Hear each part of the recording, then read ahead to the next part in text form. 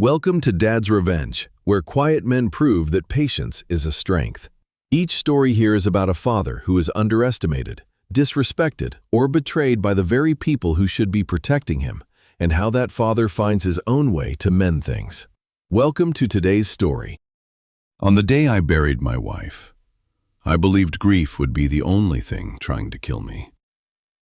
I was wrong. 3 hours after they lowered Aubri into the cold Georgia clay, my daughter-in-law smiled at me across my own kitchen and pressed a warm cup of tea into my hands. She told me to drink up. She told me it would settle my nerves. Then my phone rang, and a voice I had trusted for 30 years whispered 5 words that turned my blood to ice water.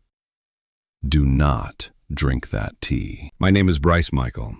I'm 67 years old, and for 40 years, I built things with these 2 hands. I was a construction foreman. My whole life was foundations and load points and stress fractures. I could walk onto a job site and feel a bad weld before I ever saw it. I could read a blueprint like other men read scripture. I spent 4 decades making sure that other people's buildings would not fall down on the folks inside them. But I never once thought to inspect my own house. I never checked the foundation under my own roof. And by the time I felt the crack running through everything I loved, it was already too late to shore it up. The collapse started at the cemetery. Southview is an old burial ground on the south side of Atlanta, the kind of place where our people have laid their loved ones to rest for more than 100 years. The sky that afternoon was the color of a fresh bruise, low and gray, and heavy with the promise of a cold rain that never quite fell. It suited me fine. A bright day would have felt like a lie. I stood at the edge of the open grave with my hands folded in front of me, staring down at the smooth walnut casket that held the only woman I had ever loved. Aubriella. My Aubri. 64 years old and gone in a single afternoon, while I was out buying groceries for a supper she never got to eat. She was the one who remembered every birthday on both sides of the family. She was the one who could smooth over an argument with one soft word and a look. She was the one who dragged me to church every Sunday for 40 years until I stopped fighting it and started to love it too. Without her beside me, I felt like a man walking a high steel beam with no pole to balance, and the wind was picking up. I waited for my son to come stand beside me. I waited for Rocky to put a hand on my shoulder, to say something, anything, that a son ought to say to his father over his mother's grave. Instead, I heard the sharp click of heels on the paved path behind me. Click, click, click. It was not the sound of mourning. It was the sound of impatience. Kylie, my daughter-in-law, came to a stop maybe 3 feet off my right shoulder. She wore a black dress, but it was cut tight and short, chosen to show off her figure rather than show any respect for the woman in the ground. She had a phone up in front of her face, thumbs flying, the pale light of the screen glowing behind her oversized designer sunglasses, even though there was no sun to hide from. I leaned in a little, needing to feel close to somebody, needing to hear a human voice that cared. And that was when I heard them. They thought I was too deaf to catch it, or maybe they simply thought of me as already gone, a ghost still standing in the way of a future they were itching to grab hold of. "This is dragging on forever," Kylie whispered, her voice a thin, sharp hiss. "I have got a whole afternoon planned. And did you see the size of that plot, Lord? We could fit 3 of him in that hole." Hush. That was Rocky, my boy. But he did not tell her to stop because it was cruel. He did not tell her to stop because his mother was lying 6 feet down in front of us. He checked the watch on his wrist, a heavy gold thing I knew for a fact he could not afford. Just let the old man have his moment. We need him soft and agreeable for the signing tonight. The signing. Those 2 words hung in the cold air, like exhaust from a bad engine. My wife's body was not even in the ground a full hour, and my son was already talking about paperwork. I turned my head, slow, careful. Rocky caught my eyes, and his whole face rearranged itself in half a second into a mask of tender sorrow. He sniffed. He lifted a knuckle and wiped at a tear that was not there. "Dad," he said, his voice trembling, with a performance that would have won an award. "She looks peaceful, doesn't she? We're right here for you, whatever you need." I looked at my son, standing there in his too-tight suit with his eyes that could not hold mine for more than 2 seconds, and I felt the first hairline fracture open up somewhere deep in my chest. I had spent my whole life teaching that boy that a man is only worth as much as his word. Somewhere along the way, he had thrown every bit of it away. "Thank you, son," I said. My voice came out like gravel underfoot. "I just want to go home." They ushered me into the back of Rocky's leased sedan like I was a piece of fragile luggage, and I let them, because a man who has just watched his wife go into the ground does not have much fight left in him. When we pulled into the driveway of the house Aubri and I had bought 30 years ago, the house I had re-roofed and rewired and repainted with my own hands, my stomach turned over. There were cars parked up and down both sides of the street. Strangers were walking across my lawn. The grass I had seeded every spring holding plastic cups. The front door stood wide open, and there was music playing. Not the low, aching gospel Aubri loved, not a hymn. Some generic radio playlist, upbeat and bright and horribly, horribly wrong for a house in mourning. I sat in that car and stared at my own front door and could not make my legs move. This was not a repast. This was not folks gathering to break bread and remember a good woman. This was a party. "It's a celebration of life." "Bryce," Kylie said, reading my face and correcting me before I had said a single word. She unbuckled and reached over and looped her arm through mine, and her grip was tight, steering the grip of somebody moving a shopping cart. "We want to keep things positive. Aubri wouldn't want everybody sitting around moping." My wife would have hated every second of this. Aubri was a private woman. She loved quiet evenings and strong tea and the sound of rain on the porch roof. She could not abide a crowd of people she did not know tracking mud through her front room. But I did not have the strength to say any of that, so I let myself be walked into my own home like a guest who was not entirely welcome. Inside it was worse. People I had never laid eyes on stood around holding wine on the good coasters, the ones Aubri had hand-painted one winter. A young man I did not recognize leaned against my mantelpiece and knocked over a framed photograph from our trip to Savannah, and he did not so much as glance down to pick it up. I moved through the crowd with my head down, aiming for the kitchen and a glass of water, just something to hold, and that was when I saw the bags, 3 of them. Large black contractor trash bags, the heavy-duty kind, lined up in the hallway by the foot of the stairs. They were full, bulging, sagging against each other. I stopped cold. 40 years of reading shapes and loads took over before my grief could catch up. I looked at the corner of a box pressing against the plastic. I looked at the soft curve of folded fabric. I crouched down, my knees popping like green wood, and I untied the knot on the nearest bag. Inside, folded on top, was Aubri's winter coat. The deep blue wool one she wore every single Christmas, the one that still carried the ghost of her lavender lotion. Underneath it was her collection of old cookbooks, the ones with her handwriting crowding the margins, little notes about how much salt Rocky liked and what to do when the greens came out bitter. My hands started to shake. "What is this?" I asked. My voice was low, but it cut clean through the chatter in that hallway, and heads turned. Kylie appeared almost instantly, like she had been keeping one eye on me the whole time. "Oh, Bryce, don't you worry about that," she said, all syrup. "We're just helping you clear out a little. Declutter." Declutter. I pulled the blue coat out of the bag and held it against my chest like a drowning man holding a plank. The wool was cold and it smelled like her, and for 1 second, I was standing in our bedroom on a Christmas morning 20 years gone, watching her button it up over a red sweater. "You're throwing away her things," I said. "We haven't even read the will yet. She's been gone 1 day." Rocky stepped in between us then, and he put his hand on my shoulder and squeezed. And it was not a comfort. It was a restraint, the way you would hold down a lid that might pop. "Dad, listen," he said, slow and careful, the voice a man uses on a child or a dog. "Mom kept a lot of junk. You're going to be here by yourself now.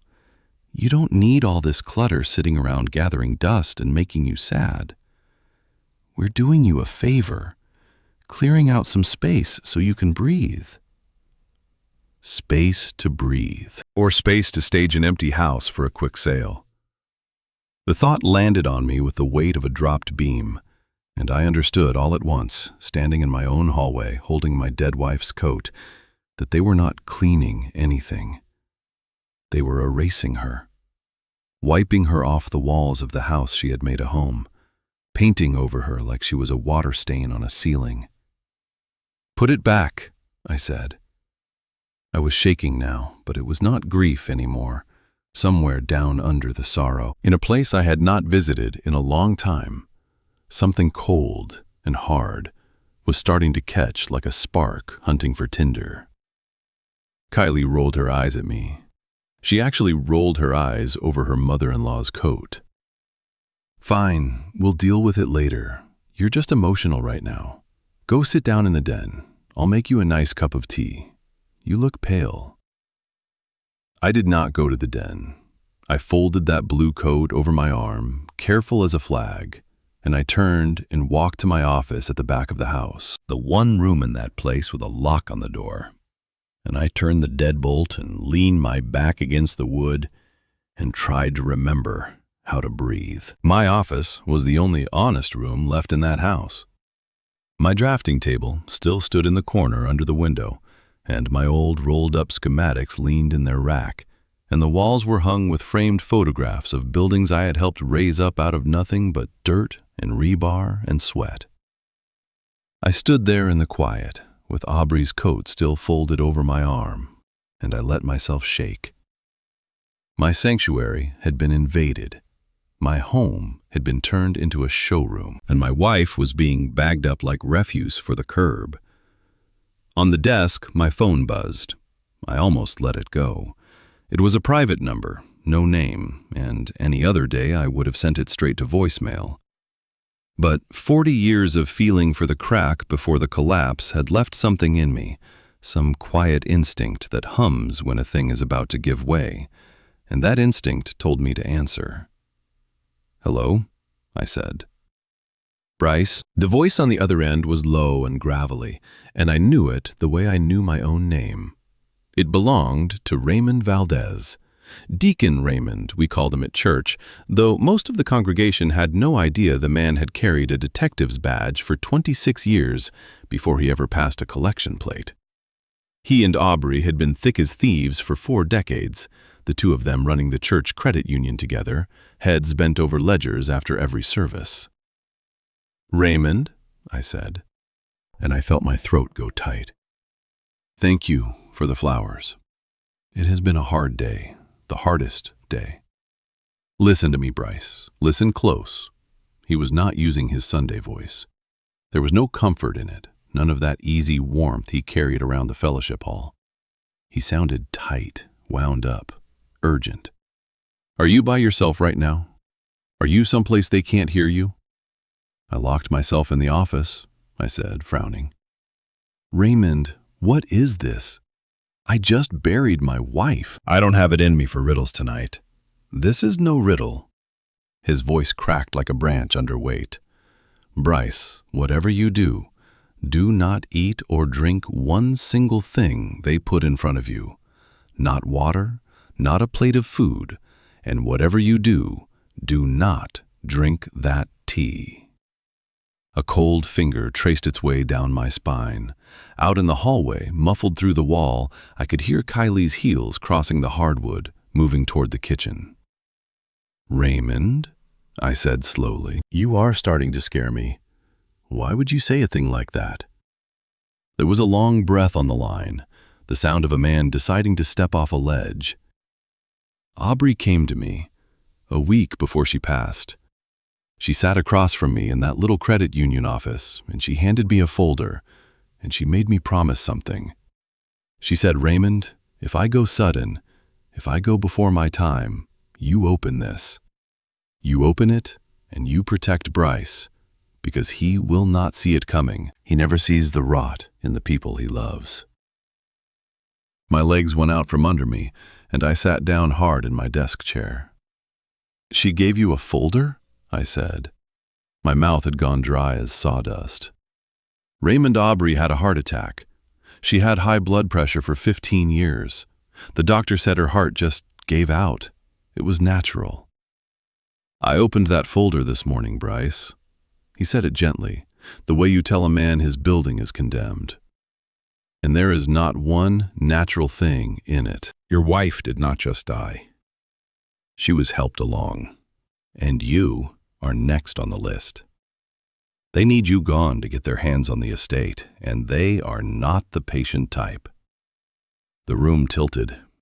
I stared at the photograph on my desk, Rocky at 10 years old, holding up a bluegill he had caught off the dock, grinning at me with his whole face, back when his face still told the truth. My son, my own blood. "That is not possible," I whispered. "Rocky is weak. Lord knows he's weak. But he is not a killer." "He is desperate," Raymond said, "and desperate is a short walk from a lot of ugly places. He owes money to people you never want to meet, Bryce. And that wife of his, she is the one holding the reins. Now you listen to me. I have things in this folder I cannot say over a phone line. Photographs, records. I have proof, but proof does you no good if you are dead. You need to get out of that house, tonight, right now." A knock came at the office door, 3 soft taps. The knob rattled gently under a hand, testing to see if it would give. "Bryce?" Kylie's voice came through the wood, sweet as canned peaches, thick with a concern she did not feel. "Bryce, honey, I made you that tea. Earl Grey, your favorite. Come on now, open up and drink it while it's hot." I sat frozen in that chair with the phone pressed to my ear, and every hair on my body stood up at once. Earl Grey, my favorite.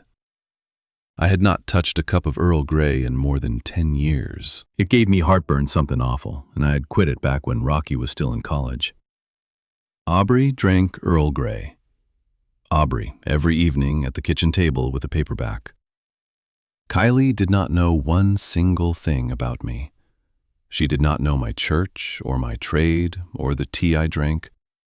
She knew my bank account number, and she knew I was in her way. And that was the sum total of it. "Bryce."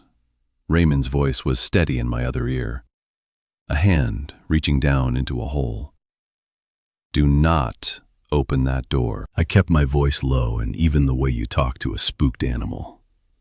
"Kylie, I appreciate it, baby, but I'm not feeling too good. I just need to lie down here a while. You go on and see to the guests." There was a pause on the other side of the door, and in that pause, I could feel her deciding whether to push. "Bryce, you really ought to drink something. You haven't had a thing all day. I'll leave it right here on the floor for you."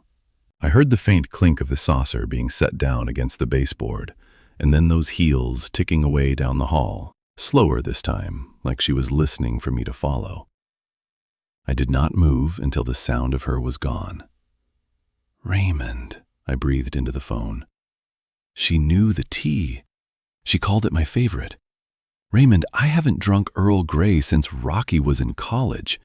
There is no way on God's earth she could know that, unless somebody handed her a list instead of remembering a man." "That's exactly right," Raymond said, and I heard the grim satisfaction in it, the sound of a detective watching a suspect trip over their own story. "She doesn't know you, Bryce. She studied you. There's a difference. And that difference is going to save your life if you move right now. Is there another way out of that room? I turned and looked at the window behind the drafting table. Years back, when we redid the office, I had put in an egress window that opened onto the old fire escape landing from when this place had been split into apartments before Aubri and I bought it and made it whole again. "There's a window," I said, "onto the old iron landing. I can get down into the side yard from there." "Then you go, right now while there's still noise and people in that house. Don't take your own car, you hear me? If they've got the least suspicion, they may have put a tracker on it. And even if they didn't, they'll see it gone and know. Walk out to the main road. Call a car from a stranger's driveway. Come to the credit union office at the church. I'll be waiting at the side door." I stood up and my knees screamed at me, and my left hip lit up the way it does every cold morning. I was 67 years old, with arthritis in one leg and a bad shoulder. And I was about to climb out a window like a boy sneaking off after curfew. But there is a thing that happens to a body when it finally understands it is being hunted. Fear, it turns out, is a powerful grease. It loosens up joints that have not moved right in years.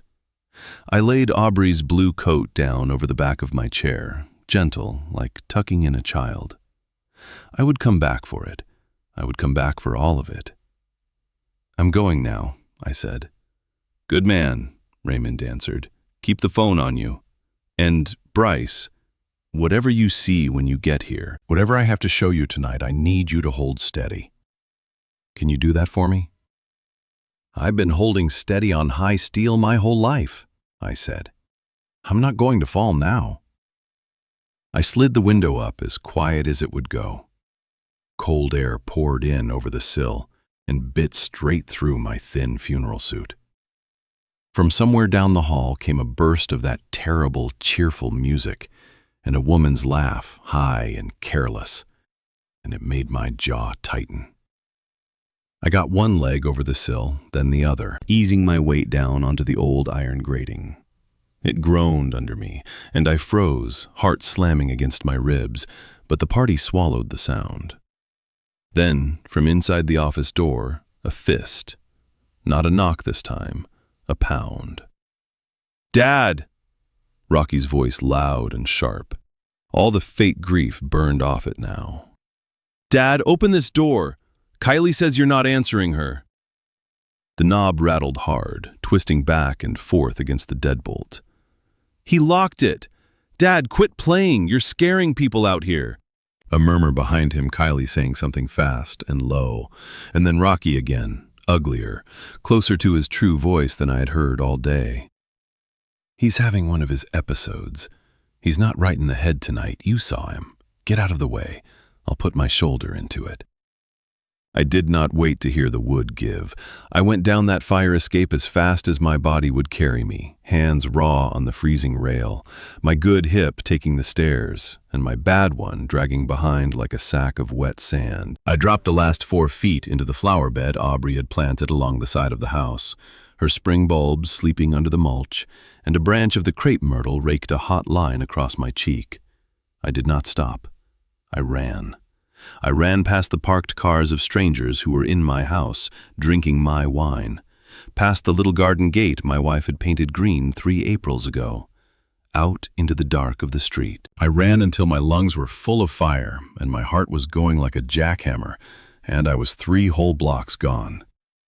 Then I ducked into the shadow of somebody's hedge, pulled out my phone with a shaking hand, and called myself a ride. The driver was a young man playing his music too loud, and I was grateful for it, because it meant he did not try to make conversation with the shaking old man in the funeral suit in his back seat. I watched the lights of the south side slide by the window, and I tried to make sense of a world that had come apart in the space of a single afternoon. 40 minutes later, he let me out at the curb in front of Greater Faith Baptist, the church where I had been baptized, where Aubri and I had been married, and where I had always expected someday to be buried out of. The sanctuary windows were dark, but around the side, in the low brick annex that housed the community credit union Aubri had helped run for 30 years, a single light burned behind the blinds.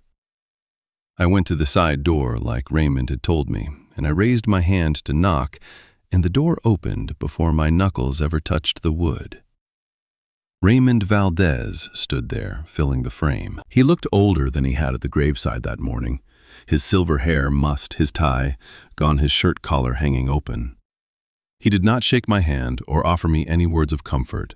He just looked at me for a long moment, and there was something terrible and sad sitting in his eyes. And then he stepped back and said, "Come in, Bryce. And I'm sorry. Lord knows I'm sorry for what I've got to show you tonight." I walked into that little office where my wife had spent a third of her life, and I stopped dead just past the threshold. Because in the corner of the room, in one of the credit union's own rolling chairs, sat a man with his wrists bound to the armrests with zip ties and a strip of silver duct tape pressed flat across his mouth. His eyes were huge and wet and rolling with terror, and his expensive gray suit had gone dark under the arms with sweat. It took me a full second to place him, because a man looks different when he is tied to a chair. It was Yahir Bean, our family lawyer, the man who had drawn up my will and Aubri's both, the man who was supposed to stand between my family and anybody who meant it harm. "What in God's name is this?" I said, and my voice came out high and cracked. I pointed a shaking finger at Yahir. "Raymond, you can't do this. You can't tie a man to a chair. This is kidnapping. You were a police officer for 26 years. You know better than any of us." "It's not kidnapping," Raymond said, calm as still water. "It's a conversation, and Mr. Bean here has been very cooperative once he understood what his options were." He walked around behind the credit union manager's desk, Aubri's desk, and he picked up a thick folder, worn soft at the corners from handling. He tossed it across the desk, and it slid to a stop right at my fingertips. "Read the label, Bryce." I looked down. On the tab in my wife's own careful hand, the letters she formed the same way for 40 years, it said 3 words: "Protect my husband." My eyes stung so hard, I had to blink to clear them. I opened the folder with fingers that would not hold still. The first page was not a legal document, and it was not a photograph. It was a transcript, typed out clean, dated 3 months back. A conversation. And there at the top of it, the speakers were named: Kylie, Rocky, Yahir. I began to read, and the floor seemed to drop away beneath my feet. Kylie's words came first. "How much longer does the old man realistically last? We cannot keep carrying this thing. The interest alone is eating us alive every month." Then Yahir, the lawyer, my lawyer, answering her like it was nothing. "There are ways to speed a thing like that up. If he's declared incompetent, Rocky gets power of attorney the same week. You put him in a state facility, the cheapest bed you can find, and you stop being liable for the man's upkeep." And then my son, my Rocky, his words sitting there on the page like something written by a stranger who had stolen his name. "He's got a bad heart, same as Mom did. He misses his medication, or he takes the wrong dose by mistake, and it happens to old folks every single day, and nobody ever looks twice at it." I had to grip the edge of that desk to keep from going straight down to the floor. They were not just waiting on me to die. They were not even just planning to rob me blind. They had been sitting in rooms with a lawyer 3 months back, calm as men discussing a car loan, working out exactly how to kill me and dress it up as an old man's own carelessness. Over in his chair, Yahir Bean started making frantic, muffled sounds behind the tape, shaking his head hard from side to side. And Raymond did not even turn to look at him. "Your wife found this," Raymond said quietly. "She got worried about Rocky, started paying closer attention. She slipped a listening app onto his phone one afternoon when he brought it over and asked her to fix the thing for him. He handed her the whole phone himself. Bryce. She knew they were coming for her, and she knew the very second she was gone, they'd turn straight around and come for you." "Sit down, Bryce," Raymond said, and he came around the desk and eased me into a chair before my legs gave out on their own. He crouched down in front of me, the way you do with a man who has had a bad fall, and he looked me square in the eye. "There's more, and I need you to hear all of it, because you cannot fight what you do not understand. You knew Aubri as a wife, a churchwoman, the lady who ran the numbers for the credit union and made the best sweet potato pie in 3 counties. And she was all of that. But she was more than that too, and she kept it from you on purpose, to keep you clean of it." I shook my head slowly. "Raymond, I was married to that woman 40 years. There's nothing about her I don't know." "There's this," he said. He stood and he walked to the wall behind Aubri's desk, where a framed print of the old sanctuary hung, and he swung it aside on a hidden hinge. Behind it was a small steel safe set flush into the block wall. "For 30 years, your wife wasn't just the treasurer of this credit union, Bryce. She was the one who kept it honest.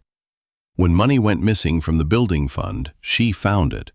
When a deacon was skimming from the youth program, she caught him quiet and made him put every dollar back before Sunday. Folks in trouble came to Aubri before they ever came to the police, because she could untangle a thing and still protect the people who deserved protecting. She had a mind like a steel trap and a spine to match. The sweetest woman any of us knew, and the last one on this earth you ever wanted to cross." I sat there, and I felt like I was hearing about a stranger, and yet every word of it rang true as a struck bell. The quiet competence of her, the way people at church always leaned toward her with their troubles. That little notebook she carried everywhere, and never once let me read the one I used to tease her was her book of secrets. Turns out that is exactly what it was. "She moved things," Raymond went on.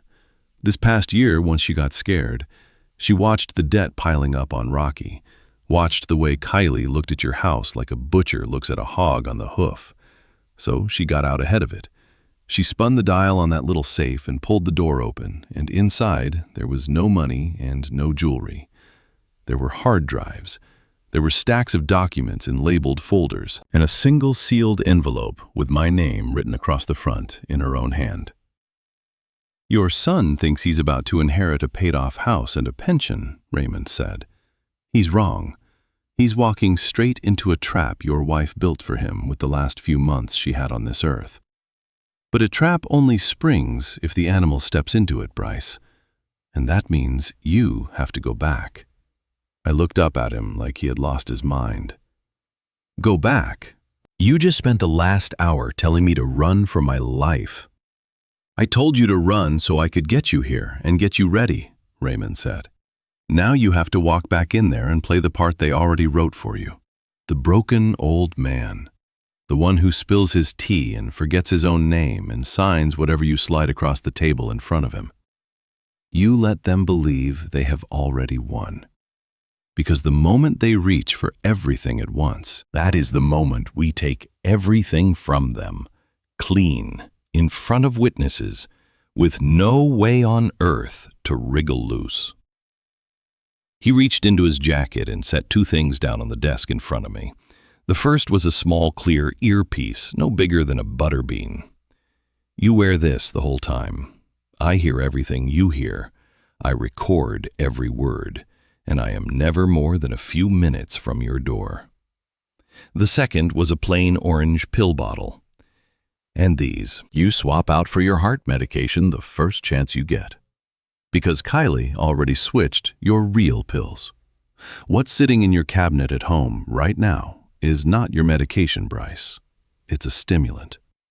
You take one of your own pills tonight with your pressure already up and your heart already grieving, and it does exactly what those two have been praying it would do. I stared at that orange bottle for a long moment. Then I reached out and closed my hand around it and my hand.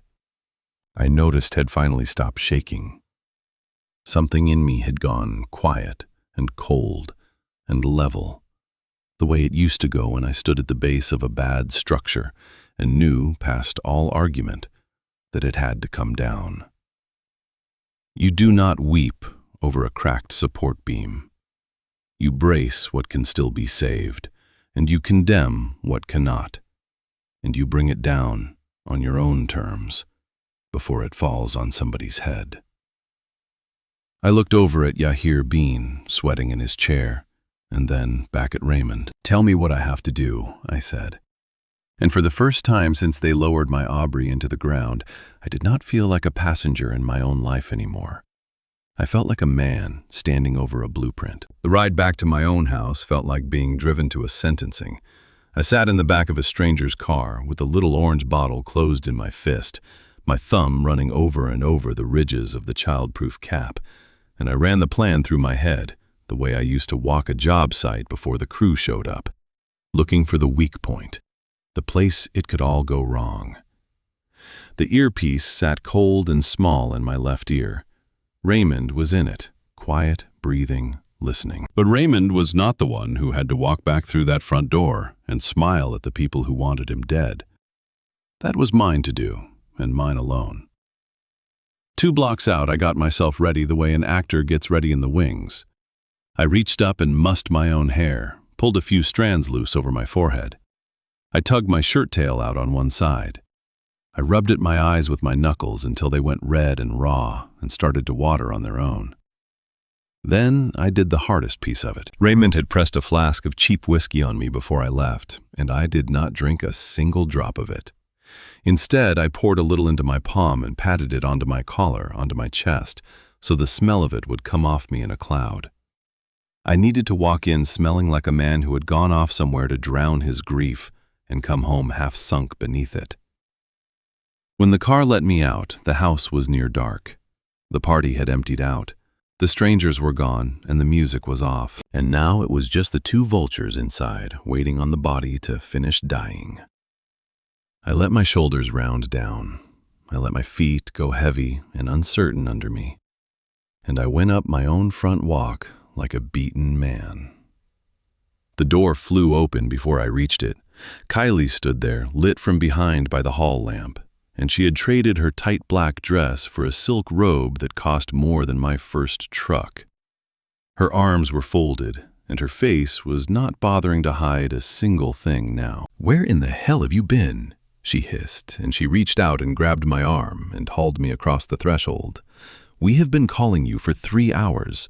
Do you have any idea how it looked, the grieving husband just vanishing in the middle of his own wife's repast?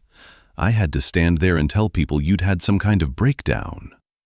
I let her pull me. I made my legs clumsy and slow.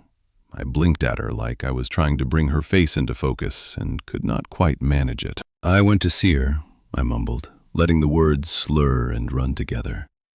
"I just wanted to see my Aubri one more time. But the man at the gate, he wouldn't let me in, said it was after hours." Rocky came out of the kitchen holding a glass of my good bourbon, the bottle I had been saving back for my 70th birthday. He looked me up and down with something between disgust and relief. "He's drunk," he said to Kylie, taking a slow pull of my liquor. "Look at him. He smells like a whole distillery. Lord, Dad. Mom's been in the ground 6 hours, and you're already down at the bottom of a bottle." I let myself slide down the wall until I was sitting on the floor of my own front hall, and I put my face down in my hands. And here is the truth of it. It was not all play acting. The exhaustion was real. The grief was real. The betrayal sitting in my chest was as real and heavy as a foundation stone. "I'm sorry," I whispered, and I let my voice break clean in half. "I just don't know how to do this without her. And my chest hurts something awful." That got Kylie's attention, but not the way it would move a decent soul. Her head came up like a hound catching a scent on the wind.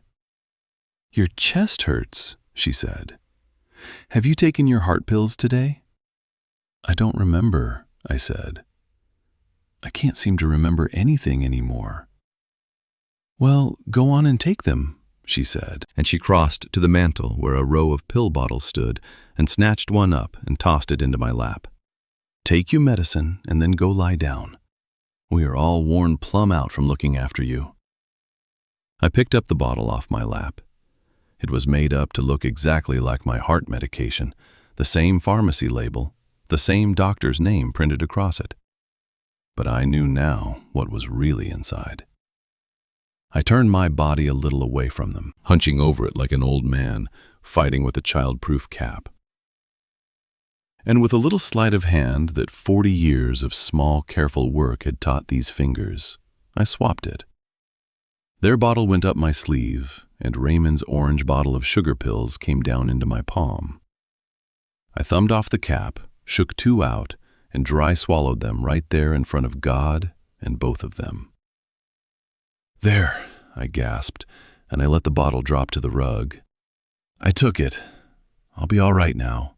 Just let me rest a while."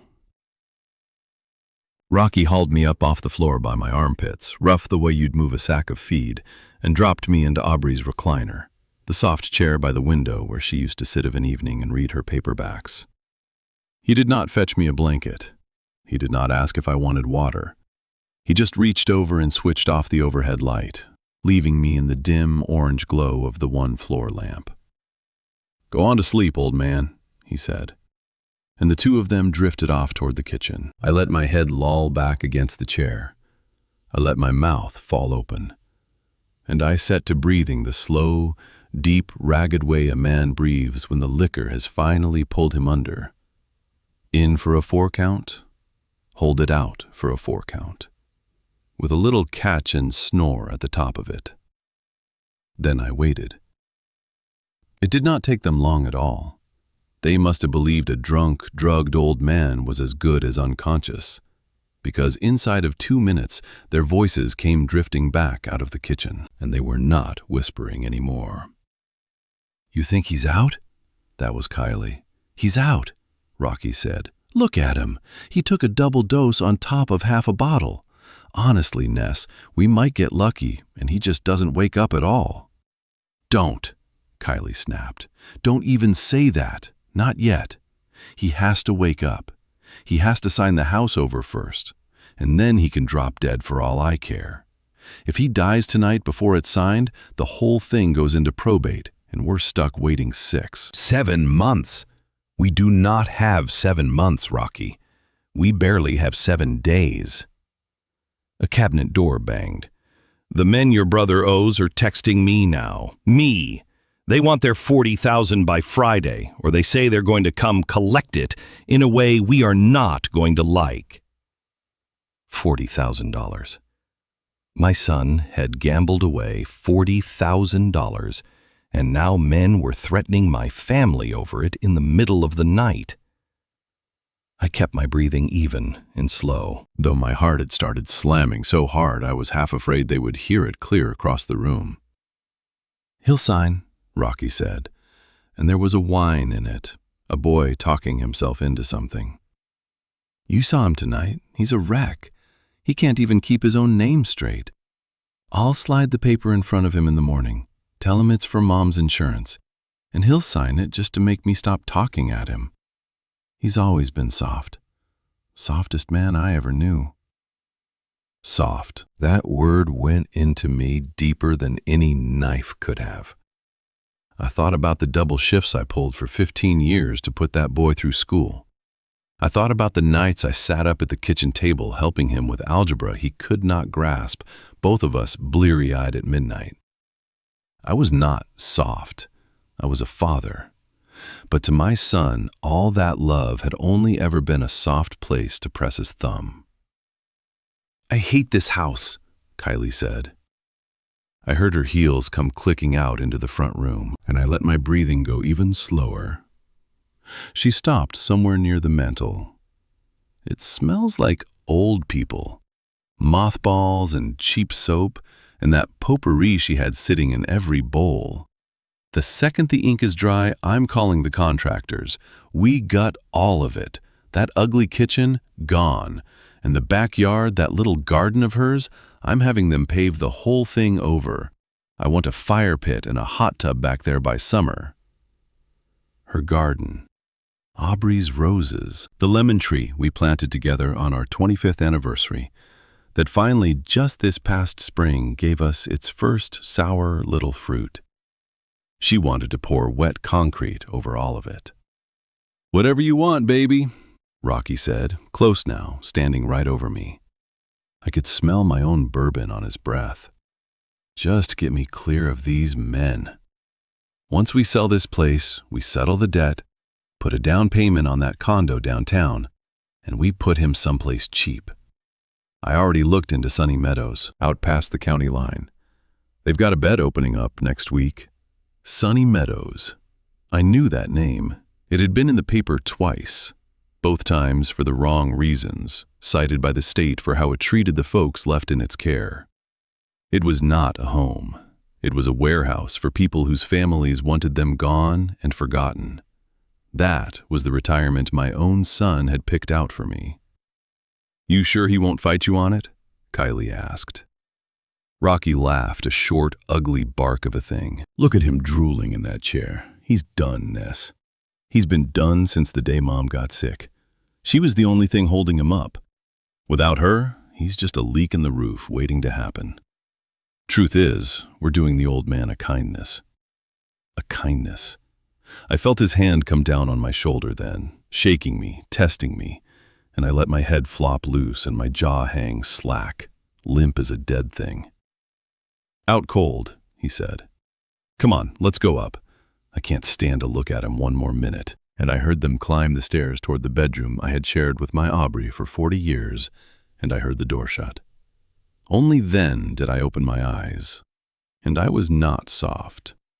Not anymore. I sat in that recliner a long while after the bedroom door closed upstairs, listening to the old house settle and tick around me, letting my eyes get used to the dark. Then I got up. And I want you to understand something. My knees did not pop. My bad hip did not scream at me. The drunk, broken old man they had left drooling in the chair was gone, packed away like a costume in a trunk, and what stood up in his place was a foreman walking a job site at the end of a long day, checking every joint and every weld before he signs off on it. Raymond had told me where to look. Aubri, he said, kept nothing important out in the open. She thought like the security woman she truly was, right down to the bone. She would not hide a thing behind a picture frame, the way they do it in the movies, someplace a thief checks first thing. She would hide it in the bones of the house itself. I climbed the stairs, slow and silent, keeping to the outside edges of each tread, where the old wood does not talk a trick I had taught Rocky himself when he was small, and we used to sneak down for ice cream after Aubri had gone to sleep. I eased open the door of the small back room she had kept as her sewing room and study, and I shut it soft behind me. Raymond's voice came quiet in my ear. "You in?" "I'm in," I breathed. "Closet," he said. "She told me the north wall. Feel down low along the baseboard." I went into the little closet and knelt down among her hanging dresses, and the smell of her lavender came down over me so strong and so sudden that for a moment I could not breathe at all. Could not do anything but kneel there, with my hand pressed flat to the wall and my eyes burning like I had looked into the sun. Then I made myself work. I ran my fingertips along the baseboard, the way I have felt 1,000 walls in my life reading it. And about 2 feet from the corner, the wood gave under my thumb just slightly, a section that was not nailed down but fitted in clean. I worked my nails into the seam, and it popped free. And behind it, set down neat between the studs, was a small, fireproof safe, with a keypad glowing faint green in the dark. I did not have to guess the code.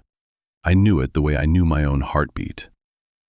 I keyed in the date we were married, the 8th day of June, 1979. 060879. The keypad blinked and the lock gave with a soft, heavy click, and the little door swung open. There was no money inside. There were no jewels. There was a slim, silver tablet computer, and beneath it, a black notebook worn soft as a Bible at the corners. My hands, steady all the way up the stairs, began to sweat. I carried both to the little daybed under the window and sat down. and opened the notebook first. And there was her handwriting, sharp and slanted and hurried. Not the careful hand from the folder label, but the private hand of a woman writing fast and afraid. I read by the thin gray light coming through the blinds. November 15th. Rocky came asking for another 10,000. Said it was a business thing. I traced the transfer myself. It went to an offshore gambling account. He is drowning, and that woman is handing him more weights. December 3rd. Kylie asked about the life insurance again. Tried to make it sound like small talk, But her eyes went hungry. Later I caught her in the bathroom holding my pill bottle up to the light, reading the label, and when she saw me, she smiled and said she was just tidying up. I did not like that smile one bit. December 20th. I am not afraid of dying, Bryce. I want you to know that if you ever read this. I am afraid of leaving you alone in a house with them. My chest has been bad. My levels are all wrong lately, up and down, and I have not changed a single thing. I take my pills the way I always have, and they are not working the way they always have. I think someone has been getting into them. I put the notebook down in my lap. The date on that last entry was the day my wife died. My mouth had gone dry as chalk dust, and a cold understanding was settling down over me, heavier than grief, heavier even than rage. It was not neglect. It was not bad luck or a tired old heart giving out. Someone had been getting into her medicine, the very same as they had been getting into mine. I set the notebook aside with a care I did not quite feel, and I picked up the tablet and I pressed the button to wake it. The screen lit my face up in the dark. It asked for a passcode, and I keyed in our wedding date again, and it opened. And the whole screen filled up top to bottom with video files. Dozens of them, each one labeled by date and by time. I scrolled with a thumb that had started at last to tremble again, all the way down to the very bottom, to the last file she ever recorded. The date on it was the day she died. I sat there on the edge of the daybed with my thumb hovering over that little triangle on the screen, and I did not press it, not right away, because some part of me, the husband part, the part that had loved that woman for 40 years, knew that whatever was on the other side of that button could not ever be unseen. I would carry it with me to my own grave. Did I truly want to watch the last minutes of my wife's life alone in the dark in the very house where it had happened? But then I heard it again, riding up out of my memory. Rocky's voice from the hallway an hour ago calling me soft. Kylie's voice saying she wanted to pour concrete over Aubri's garden. And I understood, sitting there, that not watching would be its own kind of cowardice. My wife had recorded this on purpose. She had left it behind for a reason. The least I could do, the last thing left I could do for her, was to bear witness to it. I pressed play. The video was clear, sharper than I had expected, the picture bright and the sound close and clean. It showed our bedroom from up high, from the corner where the smoke detector sat, a spot that saw the whole room at once. There was Aubri, my Aubri, propped up in our bed against the pillows, with a paperback open in her lap, and her reading glasses down on the end of her nose. She was alive. The timestamp said 2:15 in the afternoon. I remembered that day the way you remember the last warm afternoon before a hard winter sets in. I had been at the grocery store buying okra and a ham hock, the makings of her favorite soup. On the screen, she turned a page, and then she stopped. Her hand came up to her chest, slow at first, and then gripping her fingers, digging deep into the front of her housecoat. The paperback slid off the bed and hit the floor. She made a sound, then a wet, tearing, rattling gasp that went into me like a driven nail, and I had to press the back of my hand hard to my mouth to keep from crying out loud in that silent house. She reached for the nightstand, for the little brown bottle of nitroglycerin tablets we had kept there for years, always in the same spot, always within arm's reach. Her hand swept across the top of the nightstand. The bottle was not there.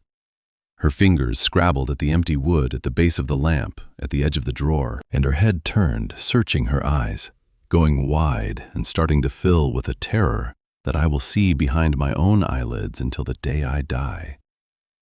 And then the bedroom door opened. Kylie walked in. She was dressed in her workout clothes, tight and bright, and she had a green smoothie in one hand with a straw stuck in it. She did not run to the bed. She did not drop that cup and rush to my wife's side. She stopped at the foot of the bed, and she stood there, and she watched Aubri clutching at her chest and gasping for air. And then, slow and easy as you please, she took a long sip of her smoothie. "Help," Aubri managed, and it was barely a whisper, all the air gone out of it. "My pills." Kylie tilted her head over to one side, the way you look at a bug you are deciding whether or not to step on. Then she walked, unhurried, over to Aubri's dresser across the room. And there, sitting up on top where it had been moved to, was the little brown bottle. Kylie picked it up. She gave it a slow shake, and I heard the pills rattle inside it. A small, dry sound that filled that whole recorded room, and filled my own chest, too, until I thought it would crack me clean open. "You looking for these, Aubri?" Kylie asked. Calm, almost kind. And my wife, my strong, sharp, good-hearted wife, reached out one shaking hand toward that bottle across the room, her whole body straining after it, her mouth working, and no words would come out at all. I stopped the video. I could not watch the next second of it. Not yet. I sat there in the dark with the frozen image of my wife's outstretched hand glowing on the screen in front of me, and I did not scream, and I did not throw the tablet through the window, though every last cell in my body was howling at me too. I have spent my whole life around structures, and I know the difference, the exact and terrible difference between a building that fails and a building that is brought down. When a floor gives way under too much weight, that is a tragedy. A sad accident, nobody's fault at all. But when a man walks in with a plan and sets his charges and drops that same building on purpose, that is not a tragedy, that is a crime. And my Aubri had not failed. She had not simply died. She had been demolished on purpose by a woman who wanted her kitchen renovated and her garden paved over. Someone in the hallway had done this and then slept in my house afterward. I looked back down at the tablet and I made myself reach out and press play again, because I had to see all of it. I owed her that much. The video went on and I made myself watch every second of it. On the screen, Kylie held the little brown bottle up between two fingers, turning it slow in the light, letting Aubri see it, letting her hope for one cruel moment. And then she did something that told me everything I would ever need to know about the woman my son had married. She reached up high to the top shelf of the bookcase across the room, a good 6 feet off the floor, and she set the bottle up there, out of reach. Out of any reach at all for a woman who could no longer stand.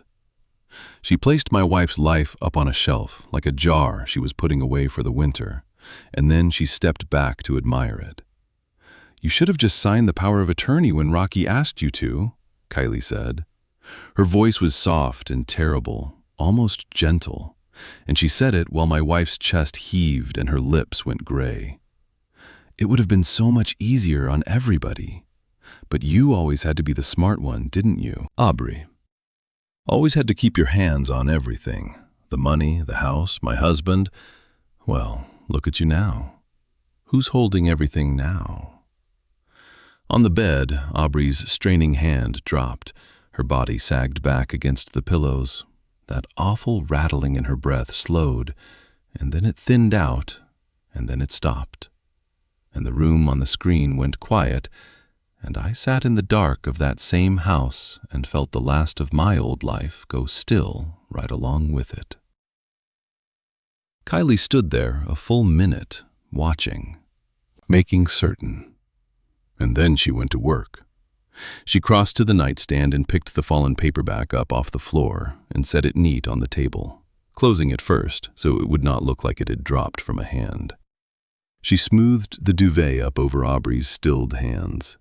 She reached up and took the pill bottle back down off the high shelf, and she wiped it clean on the hem of her shirt, careful turning it over and over, erasing every last fingerprint. Then she crouched down and set it on the floor, half under the edge of the nightstand, exactly where it would have rolled if it had simply slipped from a dying woman's fingers. She stood back and checked her staging like a woman fluffing pillows before company comes to call. Then she took out her phone. She stood there in the middle of my bedroom, and she composed her own face, working it, and I watched her practice. I watched her pull her features down into grief, into shock, test it, smooth it out, and do it again until it looked real enough to sell. And then she dialed. 911, she said, and her voice broke perfectly, a sob catching right in the middle of it. Please, it's my mother-in-law. I think she's had a heart attack. Oh God, I just came in and found her like this. Please, hurry, please. The video ended there. The screen went dark, and in the black glass I saw my own face reflected back at me, and I did not recognize the man looking out of it. I sat there a long, long time. I did not weep. The grief that had been drowning me for 3 days had burned off entirely, boiled clean away, and what it left behind was dry and hard and cold as a poured slab of concrete. I had walked up those stairs looking for a widow's keepsake, some letter or photograph to hold in the empty nights ahead. I thought I had come into that room to find my wife's diary. Instead, I had found the tape of her own murder, filmed by her own careful hand. I checked the other files after that because I had to know just how deep the rot ran. 10 minutes past the last recording, while the paramedics were downstairs working over a body that was already long gone, the camera in the upstairs hall had caught the two of them, Rocky and Kylie, standing close together against the wall. "Is it done?" Rocky whispered, and Kylie said, "She's gone. It's over. We're free now, baby." And my son, my boy, the child I had taught to fish and to pray, did not fall down. He did not weep for his own mother. He put his arms around the woman who had just stood and watched her die, and he held her close. I set the tablet down on the daybed. I stood up in the dark, and my knees did not so much as creak, and my hands had gone perfectly still. I walked into the bathroom, and I ran the cold tap, and I put my 2 hands under it, and then I pressed them flat against my face. When I lifted my head and looked in the mirror, the grieving widower was not there anymore. What looked back at me was a man with nothing left in this world to be afraid of. I reached up and tapped the little earpiece. "Raymond," I said, and my own voice sounded like a stranger's to me, low and level, and coming from somewhere far away. "I have seen it. It is not a heart attack. It is a murder, and I have got it on film, every last second of it." There was a long silence on the line. Then I heard the old detective let out a slow, shaking breath. "Then we don't just stop them, Bryce," he said quietly. "We bury them. Now you tell me what you want to do." Morning came, thin and gray, through the bay windows Aubri had talked me into putting in 10 years back. I sat at the head of the oak dining table, the same table where I had once taught Rocky his times tables, where Aubri and I had sat 1,000 mornings over coffee and the newspaper. And now it was a negotiating table, and I was the man they meant to negotiate out of his own life. The smell of bacon and fresh coffee filled the kitchen. Kylie was at the stove humming, flipping pancakes, playing the part of the loving daughter-in-law, fixing breakfast for a grieving old man. It was a performance to match my own, and knowing now what I knew, watching her hum over that skillet turned my stomach clear over. "Morning, Dad," Rocky said, setting a plate down in front of me.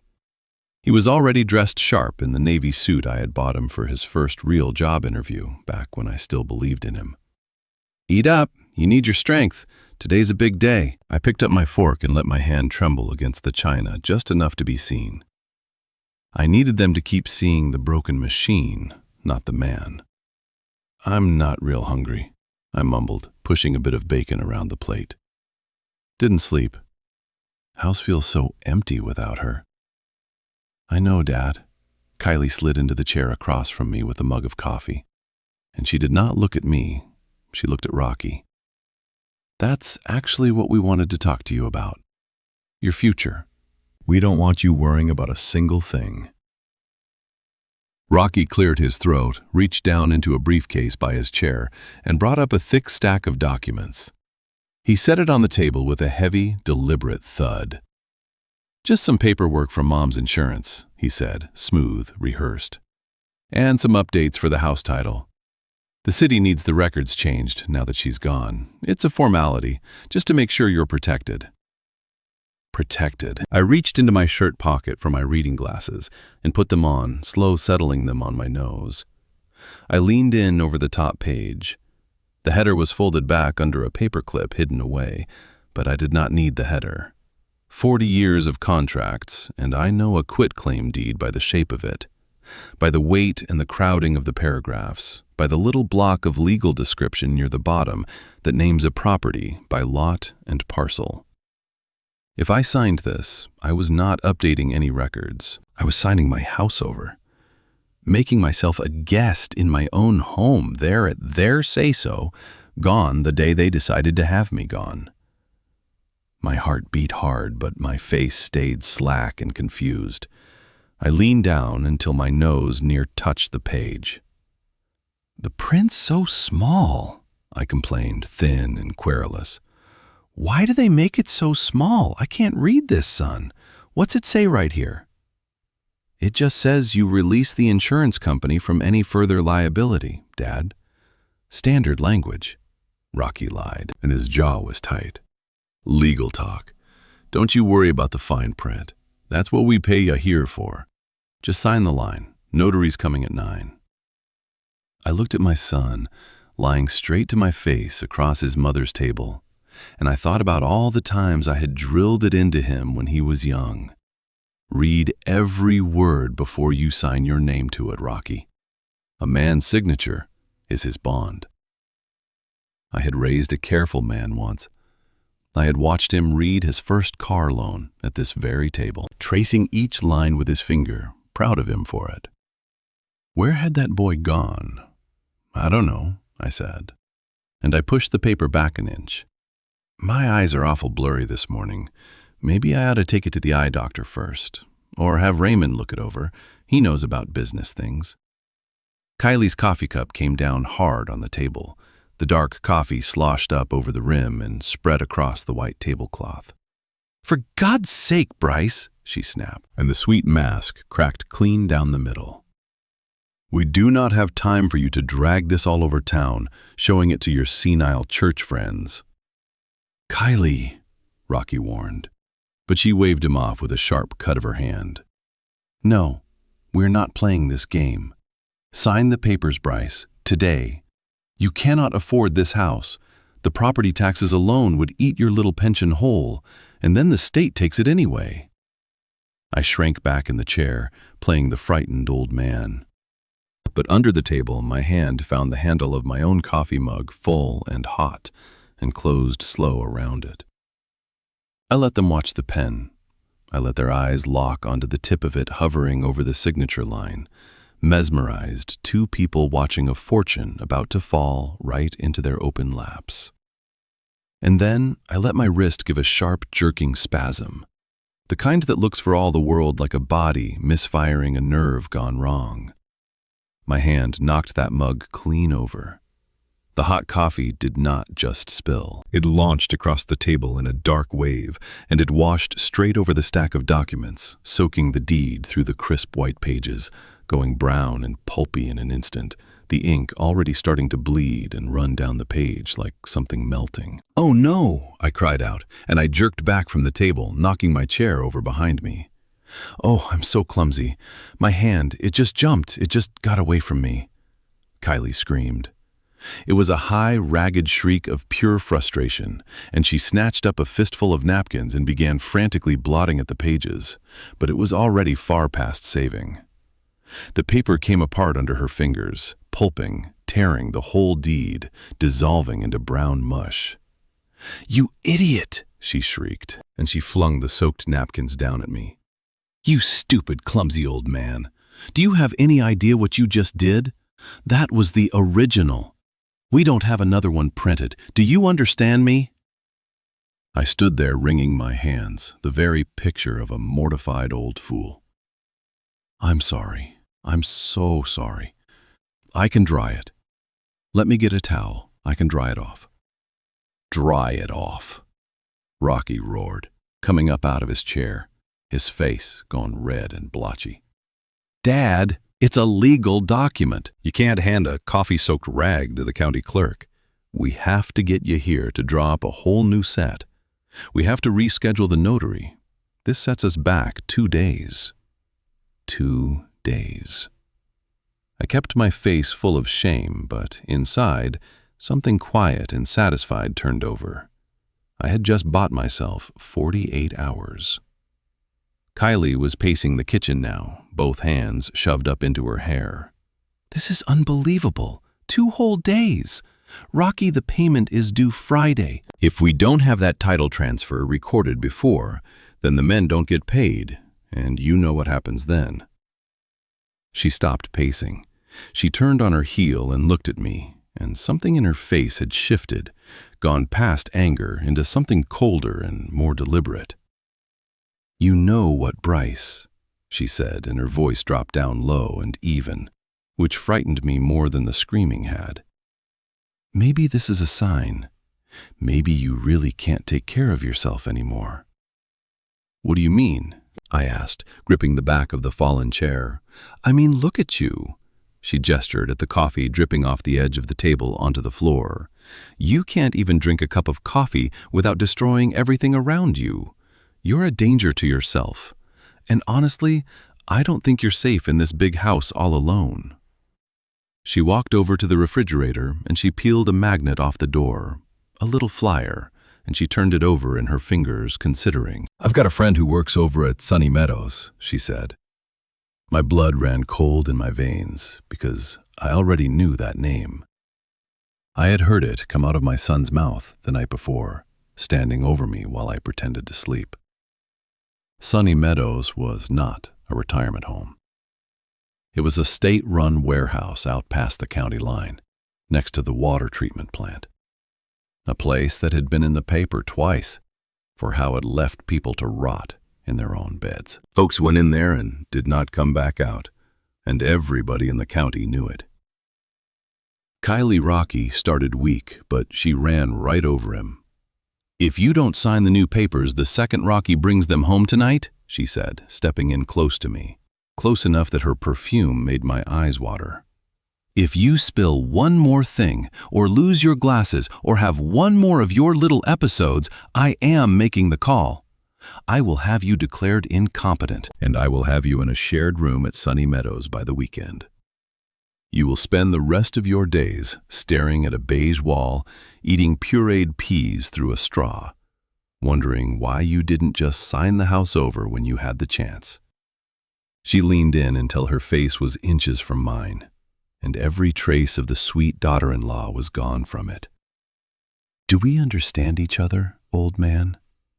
I looked into her eyes, and I saw the same thing I had seen on that video. No love in there, no mercy, nothing at all but a calculator where a soul should have been. And it took everything I had, every last scrap of the discipline 40 years of dangerous work had beaten into me, not to reach out and close my hands around her throat right then and there. Instead, I let my chin drop. I let my shoulders fold. I made my voice small and broken. "I understand," I whispered. "Please, not the home. I'll sign. Whatever you want. Just bring it back and I'll sign it." "Good," she said, straightening up, satisfied. She looked at the mess on the table with disgust. Clean this up, Bryce. Rocky, come on. We're going to Yahir's office to get it reprinted. And we are going to be late now, thanks to him. They gathered their things. The front door slammed. I heard the car start and pull away fast down the drive. And I stood alone in that quiet kitchen, listening to the coffee drip off the table onto the hardwood floor. Drip, drip, drip. And I did not move to clean a single drop of it. Not yet. I reached up and touched the earpiece. You get all that, Raymond? Every word, his voice came back. The threat to institutionalize you, the Friday deadline, it's all recorded, Bryce. That's the whole rope right there. Not yet it isn't, I said, staring at the ruined papers. They want a signature from me. I'm going to give them one, but it is not going on any deed. I cleaned the kitchen slow, the way Aubri would have wanted it done, and while I worked, I talked it through with Raymond in my ear. A confession on a recording was a fine thing, he told me, but a smart lawyer could twist a recording. Kylie could weep in front of a jury and say she was grieving, say she was frightened, say the old man had it all wrong. What we needed was for them to reach in the open, in front of people who could not be bought for something that was never theirs. We needed them to hang themselves with their own greedy hands. And I knew exactly what bait to use. Greed like theirs is a hunger that never fills. You do not catch a starving animal with a locked door. You catch it with meat. I had learned that much reading blueprints all those years. Every structure has a load it is built to carry, and every structure has a point where you can put your weight and bring the whole thing down. Kylie and Rocky were no different. Their weak point was not fear, and it was not conscience, because they had neither one. It was want. It was the endless, bottomless want. So when their car pulled back into the drive that evening, I was ready. I had the lights low. I had a little cheap wine splashed on my collar again, just enough. And I was sitting in Aubrey's recliner with an old shoebox in my lap and a look on my face like a man who had seen a ghost. Kylie came in first, already complaining about the traffic and the notary and the whole wasted day. Rocky trailed behind her with a fresh stack of papers under his arm, the reprinted deed ready for round 2. They both stopped when they saw me sitting there in the gloom. "What's the matter with you now?" Kylie said. "Why are you sitting in the dark?" "I found something," I said, soft, and I let my voice shake. I ran my hand across the top of that old shoebox. "I was going through Aubrey's things up in the closet, the ones you had bagged up. I couldn't stand to see them thrown out, so I was going through them, and I found this hidden down in the bottom of her knitting bag." Kylie's whole body changed. I watched it happen. The irritation drained right out of her, and something sharp and hungry took its place. She came a step closer. "Found what, Bryce?" I opened the box slow, and I lifted out a slim leather passbook, the kind the old banks used to give, and I held it in both hands like it was made of glass. "It's a bank book," I whispered, "for an account I never knew a thing about. A private account down at one of those offshore banks in the islands. Raymond, my wife's old boss, he'd know about it, I expect. It was through the credit union's fund." I paused, and I let my eyes go wide and wet. "There's $580,000 in it." The air went clean out of that room. I watched the number land on them. Watched it go into their eyes and light them up from inside. $580,000. It was more than 10 times the debt that had men texting Kylie in the dark. It was the renovation and the condo and the whole shining life they thought they were owed, all of it sitting right there in an old man's shaking hands. I could almost hear the two of them doing the arithmetic behind their eyes, spending it before they had it, the way people like that always do. "Let me see that," Kylie breathed, and she lunged forward with her hand out. I pulled the box back against my chest like a frightened child. "No!" I cried. "You can't just take it. It's not that simple. The account's frozen. It says right here in her note that it can only be released with the signature of the primary beneficiary and the executor of the estate both together in person." "Executor?" Rocky said, and his voice cracked with wanting. "That's me. Mom made me the executor of her will." "That's right," I said, nodding, eager as a puppy. "But it needs Raymond's countersignature too, on account of the account was set up through the church credit union's fund. It can't be done without him." I watched them look at each other. It was a whole conversation in one glance, pure and naked greed passing back and forth between them. And just like that, everything else fell away. The ruined deed, the Friday deadline, the threats about the nursing home, all of it forgotten in an instant, burned up in the light of $500,000. Kylie was the first to change her mask. The sneer melted off her face and reformed into something soft and warm and loving so fast it turned my stomach. She crossed the room and knelt down beside my chair and put her hand on my knee, and her touch crawled on my skin like a spider, but I did not flinch. "Oh, Bryce," she cooed, "this is wonderful news. Aubri was looking out for us even now, even from heaven. Do you know what this means?" "We can take such good care of you now." Rocky came over too and perched himself on the arm of my chair and laid his arm across my shoulders. The very same shoulders he had planned to load into a van and haul off to Sunny Meadows. "This is great, Dad," he said. "Really great. So we can get down to the bank first thing, get this all sorted out." "I think so," I said.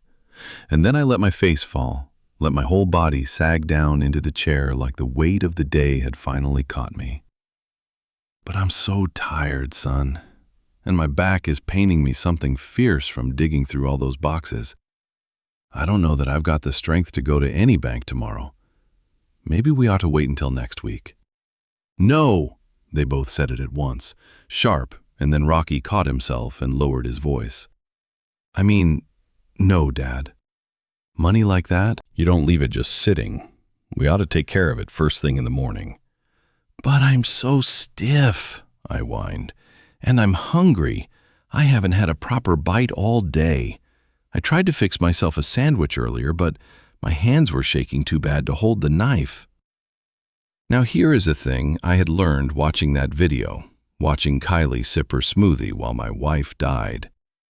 That woman could not stand mess. She could not stand a smell, a splatter, anything that got under her manicure, and so I knew exactly what to ask for. Kylie stood up, smoothing her robe. Her smile stretched tight as a drum. "You must be starving.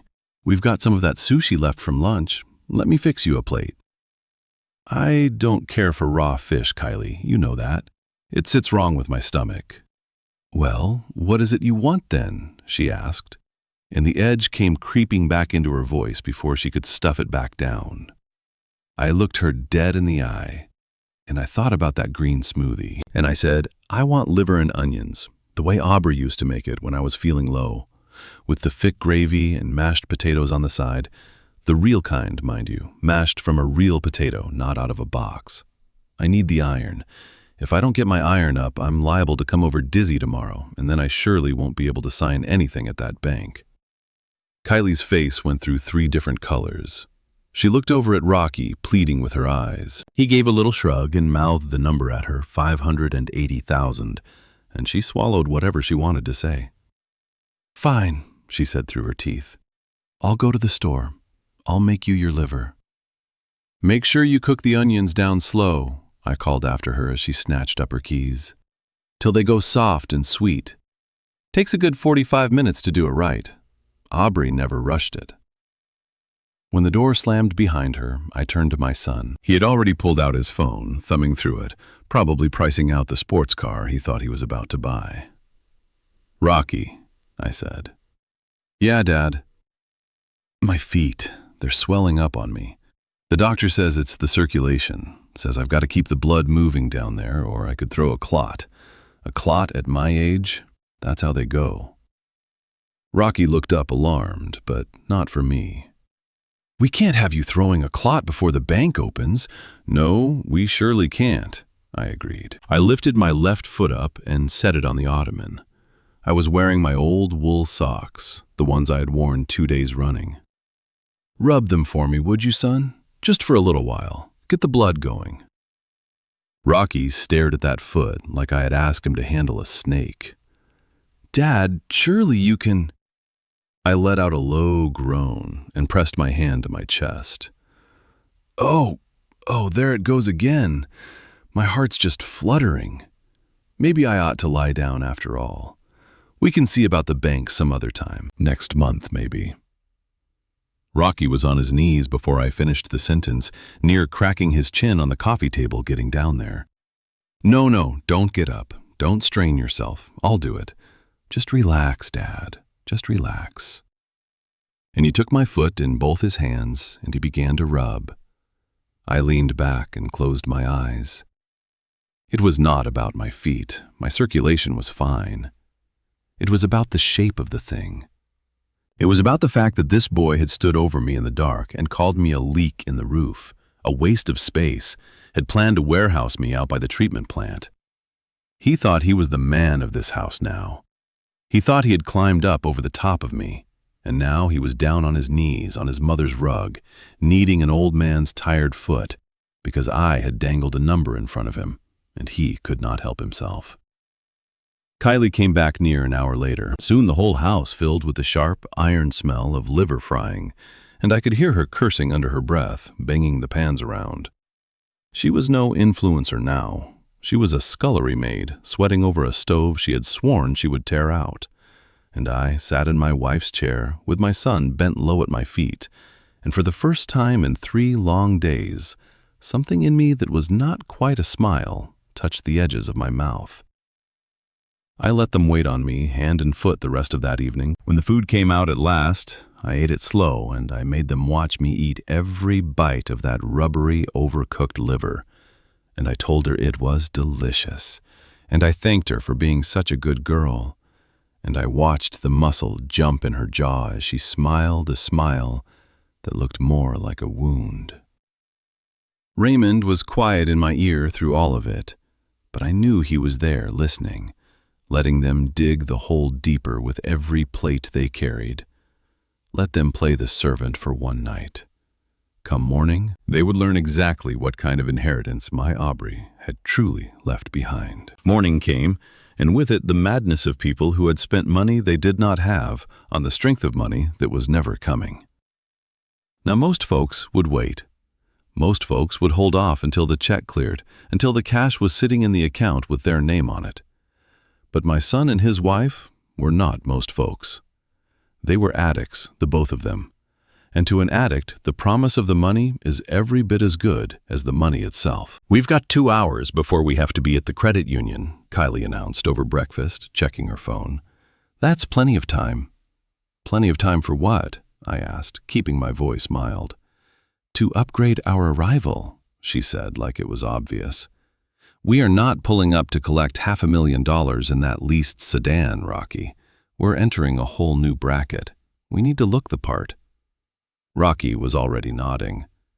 You've got to spend money to make money, Dad. That's just business. He did not know the first thing about business.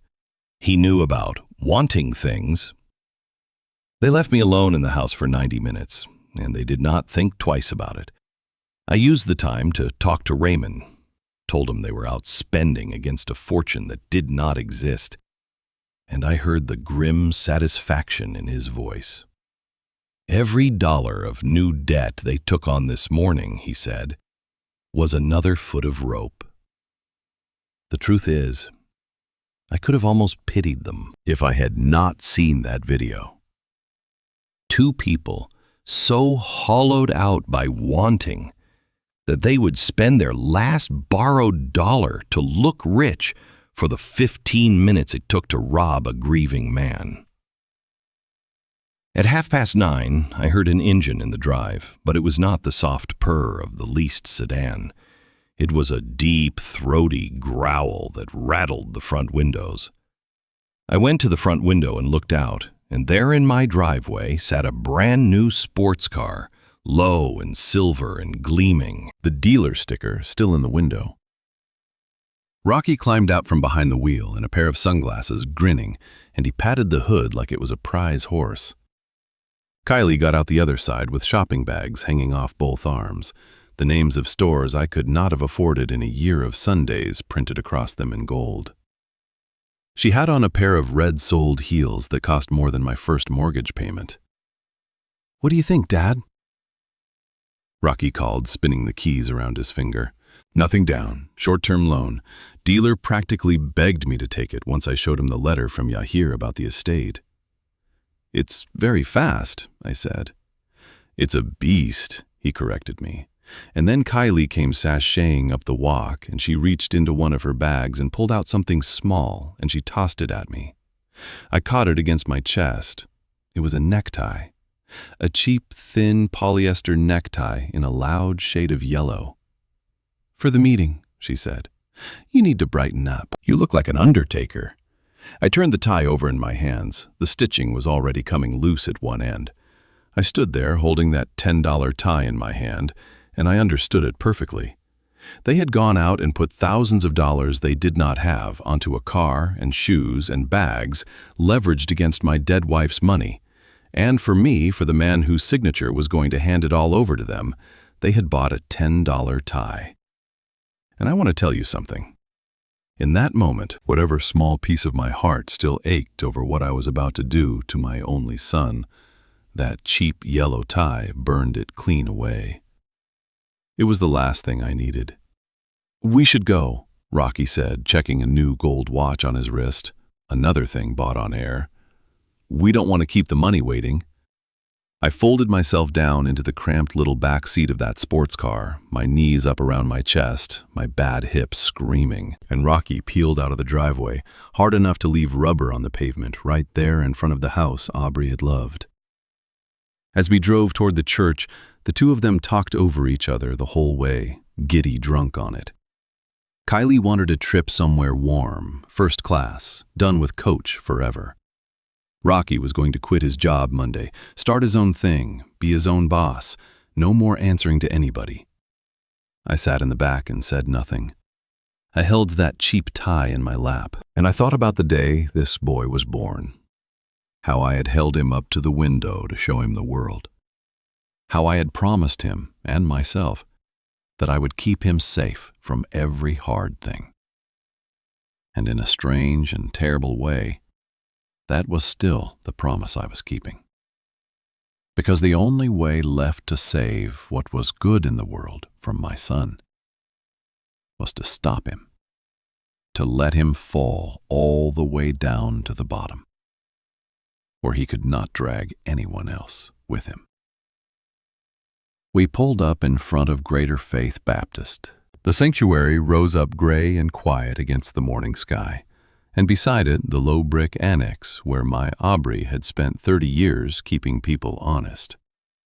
Rocky killed the engine and looked back at me over his shoulder, grinning that grin that no longer told the truth. "Here we go, Dad," he said. "First day of the rest of our lives." He had no idea how right he was. We walked into the annex, and the young woman at the front desk looked up. Her name was Diana Blackburn, and she had worked the credit union counter alongside my Aubri for 6 years. She was a kind soul, a single mother with a little girl she was raising on her own, and Aubri had thought the world of her. Diana knew me. I saw the recognition and the grief flicker across her face when she saw me come through that door, and I gave her the smallest shake of my head, and God bless her, she caught it and held her tongue. But Kylie did not see a person when she looked at Diana. She saw an obstacle behind a desk. She marched right up to that counter, heels cracking on the tile, and she did not say good morning, did not say her name. She just rapped her knuckles on the desk like she was calling a dog. "We're here for the meeting with Mr. Valdez," Kylie announced. "And I'd like a coffee while we wait. An espresso, a double, and make sure it's actually hot this time. Last place I was in brought me lukewarm sludge. Diana blinked up at her, calm and polite. Mr. Valdez is expecting you in the conference room, ma'am. I can get you some water, but we don't have an espresso machine here. This is a church credit union. Kylie let out a scoff, pure and ugly. She leaned over that desk right into Diana's space. A church credit union. Honey, do you know who we are? We are about to move more than $500,000 through this sad little office this morning. I do not care if you have to run down to the gas station and brew it yourself. Get me my coffee, and get one for my husband too. And try to look useful for once in your life. Rocky chuckled behind her. Yeah, chop chop, sweetheart. We haven't got all day. I stood back and watched it, and any last flicker of doubt in me went out like a candle in the wind. That was the whole of them, right there, laid bare in front of a stranger. They treated a good woman like furniture. They treated a hard-working mother like something stuck to the bottom of a shoe. They treated kindness like weakness to be stepped on, and mercy like a door left carelessly unlocked. There is a certain kind of person who cannot walk past a smaller, gentler soul without taking a bite out of it just to prove they can. My son had married one of those, and worse, he had become one himself. Diana looked over at me, and I gave her a small, sad smile, and she found her composure. I'll see what I can do, she said quietly. Please, go on in, second door on the left. Kylie flipped her hair and turned away without so much as a thank you. Come on, Bryce, try to keep up. We need you looking alive for one more hour. We went down the short hall to the conference room. It was a plain room, a long table of dark wood, a few chairs, a window looking out on the little memorial garden the congregation kept. But it was cold in there. Somebody had turned the air down low, and the chill of it settled right into my bones. At the far end of the table sat Yahir Bean, my family lawyer. He was pale gray in the face, sweating clean through his shirt, though the room was cold enough to hang meat in. His hands were flat on the table in front of him, and he did not lift his eyes when we came in. He just stared at the grain of the wood, trembling. He knew. He was a lawyer, and he knew exactly how much of his life was about to end in this room. On the wall behind Yahir hung a small framed photograph of the credit union staff from years back, and there, in the middle of it, smiling, was my Aubri younger, her arm around Diana. It was like she was in the room with us, watching, waiting. And by the window, his back to us, looking out at that memorial garden where the church buried its little urns and planted its roses, stood Raymond Valdez. Mr. Valdez, Rocky said, striding in with his hand already out. Good to see you again. Thank you for setting this up so fast. Raymond turned around slow. He did not take Rocky's hand. He did not smile. His face was carved out of stone. Sit down, he said, and his voice had no warmth left in it at all. Rocky's hand hung in the air a second. Then he pulled it back and wiped it on his slacks. Right. Down to business. I like that. They sat down on one side of that long table, Kylie dropping her shopping bags on an empty chair with the logos turned out for all to see, like trophies. Rocky loosened his collar against the cold. I sat down across from them on the other side of the table, next to poor, sweating Yahir. I set the old shoebox on the table in front of me, and I folded my hands on top of it, patient as Sunday. And behind the two of them, quiet, unnoticed, the conference room door swung shut on its own weight, and the electronic bolt slid home with a soft, final click. Kylie did not hear it. She was already leaning forward, hungry. So, she said, rubbing her hands together, where is it? Do we do a wire or a cashier's check? We'd prefer a wire. It's faster. Actually, Raymond said, picking up a small remote from the table. Before we sign anything, there's a short presentation Bryce would like you to see. It's part of releasing the funds, a verification step. A presentation? Rocky frowned and checked his watch. How long is this going to take? The bank closes at 3. It takes exactly 3 minutes, I said. And I said it in my own voice, not the thin, quavering voice of the broken old man I had worn for 3 days, like a borrowed coat. My own voice, low and steady and clear. Rocky and Kylie both turned and looked at me, really looked at me, for the first time since they had walked in. And I watched them see it. I watched them see that my hands were not shaking, that my shoulders were square, that my eyes were dry and steady and fixed right on them. I reached up and took the little clear earpiece out of my ear, and I set it on the table where they could see it. Then I reached into my jacket and took out the orange pill bottle, the placebo pills Raymond had given me, and I set that down next to the earpiece. "Dad," Rocky said slowly, "why are you talking like that?" "Watch the screen, son," I said. The lights dimmed. A projection screen came down along the far wall, and Raymond pressed the remote and the room filled with the image of my bedroom. The date stamp glowed in the corner. There was Aubri, alive, propped up in bed with her book. The color drained clean out of Kylie's face. I watched it happen. Watched her go, the gray-white of old ashes. "No," she breathed. "Yes," I said, and the video played. It played her walking in with her smoothie. It played her setting my wife's pills up on that high shelf. It played her leaning against the dresser, examining her nails, while Aubri gasped and reached and begged. The speakers filled that cold room with the sound of my wife dying, that wet, tearing gasp, and I made them listen to every second of it. I did not look away from it, and I did not let them look away either. I had watched it alone in the dark. Now they would watch it in the light, with witnesses, with the evidence of their own faces caught on camera as it played.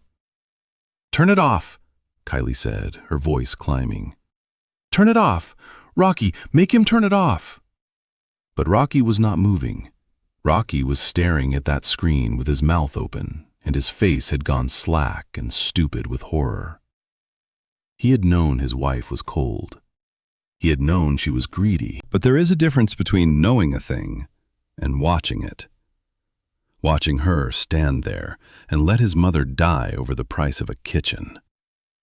On the screen, Kylie's voice said, clear as a bell, "You should have just signed the power of attorney." And in the room, the real Kylie shot to her feet. "That's fake!" she screamed. "That's a fake! He made that! You can do anything with computers now. You know that. Everybody knows that. It's a fake!" "You wiped the bottle on your shirt," I said quietly. "You practiced your crying face in the mirror before you called 911. Would you like me to play that part for the room? It's coming up." She backed away from the table, shaking her head, and then she rounded on my son. "Rocky, do something! Say something!" But Rocky had turned in his chair to look at his wife, and his voice when it came out was a low and broken thing. "You killed her," he said. "You were supposed to just scare her. You told me she went in her sleep." Kylie's fear curdled into something vicious in half a second. "Oh, don't you dare," she hissed. "Don't you dare play innocent with me now. You wanted the money, Rocky. You said more than once, you said you wished the old woman would just hurry up and go. I only finished what you started whining about for a year. I never said, 'Kill her,'" Rocky roared, coming up out of his seat. "I said I needed money. I never said, 'Stand there and watch my mama die.'" "You knew," she screamed back, jabbing a manicured finger at his chest. "You knew I was going over there that afternoon. You knew what I thought of her. And you spent the insurance money in your head before her body was even cold. So do not sit in that chair and act like your hands are clean, because they are just as dirty as mine, and you know it." I sat there and I watched the two of them turn on each other like rats in a flooding cellar, and I felt no joy in it. Only a cold, level certainty The same feeling I used to get when a bad structure finally started to come down, exactly along the fault line I had marked. I had not had to push them at all. I had only had to build the room and set the load and let their own weight do the rest. That is the thing greed never understands about itself. It is heavy. It always brings the whole house down in the end. And it is always the greedy standing under it when it falls. "There is no money, is there?" Kylie said, whirling back to face me, her chest heaving, her eyes darting around the room, now hunting for a door, a window, a way out. "The account, the 500,000, it was never real." "No," I said. "It was never real. There is nothing in that box but the evidence of what the two of you have done." Kylie's eyes went wild then, hunting the room like a cornered animal. She spun and lunged for the conference room door, grabbed the handle, and yanked. It did not move. She yanked again, rattling it in the frame, and then she began to pound on it with the flat of her hand. "Let me out!" she shrieked. "Somebody let me out of here! I'm being held against my will!" "The door's locked, Mrs. Michael," Raymond said, calm as still water. "Security protocol. Nobody leaves till we're finished." She whirled around, and her gaze fell on a heavy glass award sitting on the credenza, some plaque the credit union had been given years back, and she snatched it up and raised it over her shoulder, meaning to throw it through the frosted glass wall beside the door. "That's enough," Raymond said, and he pressed one more button on the remote in his hand. The frosted glass wall along the side of the conference room, the one that had looked like nothing but pebbled white glass since we walked in, changed in an instant. It was smart glass, the kind that goes from cloudy to clear at the touch of a switch, and it went clear now, all at once, top to bottom. And standing on the other side of it, filling the hallway, were people. They were not church secretaries. They were not deacons. They stood there in dark windbreakers with the yellow letters stamped across the chest, and they had badges clipped at their belts and their hands resting easy near their sides. And they were looking straight into that room at the two people who had just confessed to everything on a live feed. Kylie dropped the glass award. It hit the carpet with a heavy thud and did not break, and she stood there over it with her chest heaving and her mouth opening and closing, and no sound at all coming out. For a long moment, nobody in that room moved or breathed. Then the door bolt released with a soft click, and the door swung open, and they came in. There were 4 of them, and behind them, I could see 2 officers from the Atlanta police, and behind them, standing quiet in the hall with his hands folded, was Pastor Zahir Ochoa, who had married me, and Aubri, who had buried her 3 days ago, and who had asked when Raymond came to him if he might be allowed to witness what was done in the house of the woman he had loved as a member of his flock. These were the people Raymond had spent the last 2 days quietly bringing in, the ones he had called the moment I told him what was on that tablet. A retired detective still has friends in low places and high ones, and he had used every one of them. The lead agent was a tall man with a face that gave away nothing. He did not shout, he did not rush. He walked in slow, unhurried, and that slowness was more terrible than any amount of noise could have been. The luxury the two of them had draped themselves in that morning, the car, the shoes, the bags with the gold letters, all of it went to nothing in an instant, meaningless as tinsel. The only things that mattered in that room now were the badges on those belts and the papers in that man's hand. "Federal agents," he said, "nobody move. Keep your hands where we can see them." And then he began to read the charges, and it was not a list.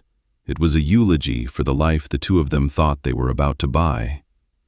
Conspiracy to commit fraud, attempted grand theft against the assets of Bryce Michael, violation of the Elder Justice Act for the attempt to have me declared incompetent and warehoused against my will. And then, in a voice as flat and even as a man reading a grocery list, he turned to Kylie. "And based on video evidence secured this morning, Kylie Michael, you are under arrest for the murder of Aubriella McMillan Michael." The word landed in that room like a dropped beam. Murder. Not neglect, not an accident. Murder. Said out loud, plain. In front of a pastor and 4 federal agents, and the God my Aubri had prayed to every Sunday of her life. Kylie began to sob, great heaving gasps, as the female agent turned her and drew her wrist back, and the cuffs went on with a small, cold, final sound. "It wasn't just me," she wailed, twisting to look at Rocky. "He knew. He wanted it. Ask him. Ask him." But they were already turning to Rocky. And my son did not fight them. He did not run. He went limp in their hands, His whole body sagging, and as they drew his arms back behind him, he looked across that room at me, and his eyes were full of tears. I knew were not for his mother and not for me, but only and always for himself. "Dad," he choked out. "Dad, please, tell them. Tell them I didn't know." I looked at my son in the handcuffs, and I did not say a word, because there was nothing left in me to say to him that would change a single thing that was true. The porch light of who he used to be had gone out a long time ago, somewhere between the boy on the dock with the fish and the man on his knees rubbing my foot for a fortune. I had just been the last one to see it. They took them out through the service elevator, and I did not watch the doors close. The week that followed was the quietest of my whole life. The house that Rocky and Kylie had been so desperate to steal was legally, finally, entirely mine again.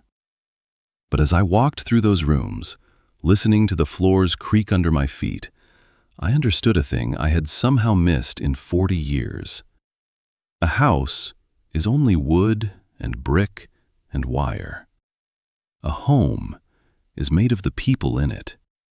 And with Aubri gone and my son's betrayal soaked into the very walls, this place was no longer a home. It was a grave marker. So I did not linger. I called a real estate agent that Monday morning, a practical woman who started right in about staging and spring markets and bidding wars, and I stopped her in the middle of my own living room. I told her I did not care about the highest price. I told her to sell it fast and sell it to somebody who would fill it back up with something better than what had happened there.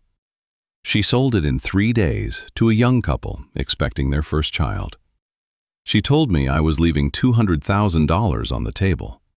I told her that peace of mind was worth more than any amount of money, and I meant it down to my bones.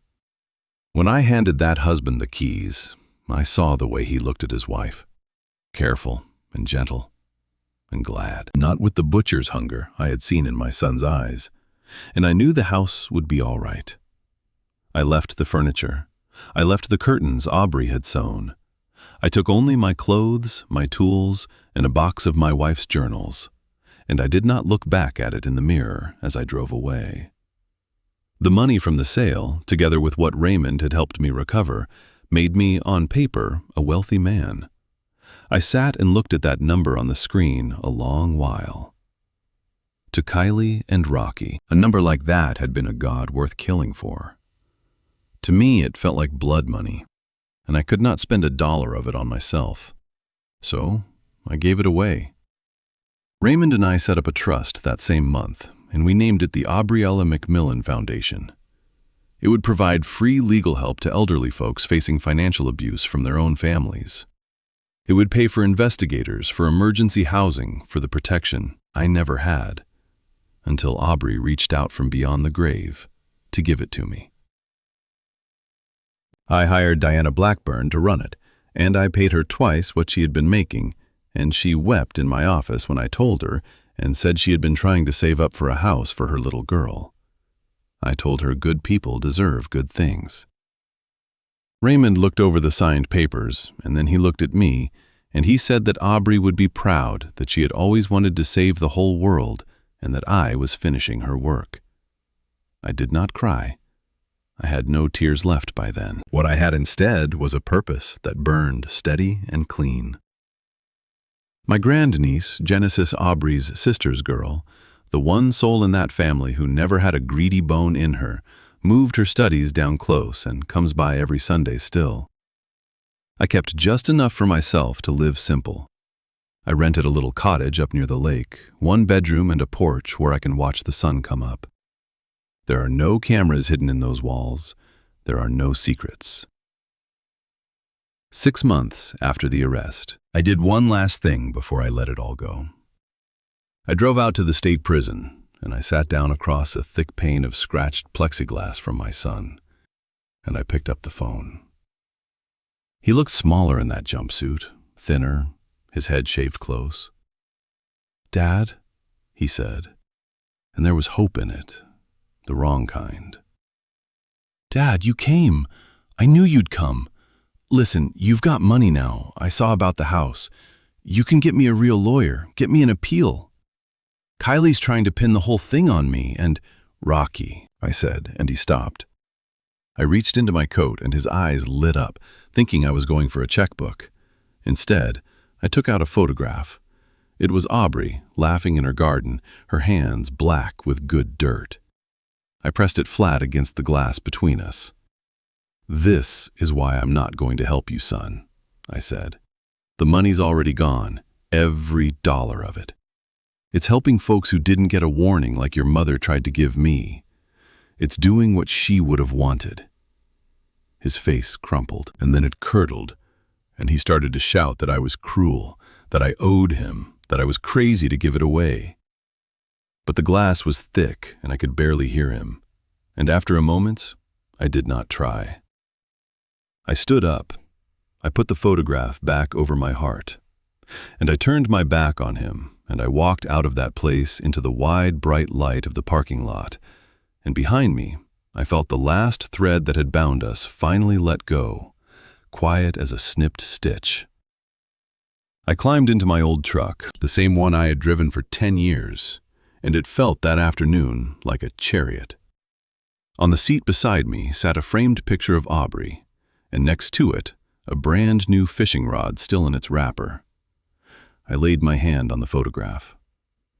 "We did it, B," I said out loud to the empty cab. "It is finished." And then I started the engine, and I pointed that truck north toward a small cabin near the water, where the lakes run cold and deep, and the phone signal is weak. And I drove.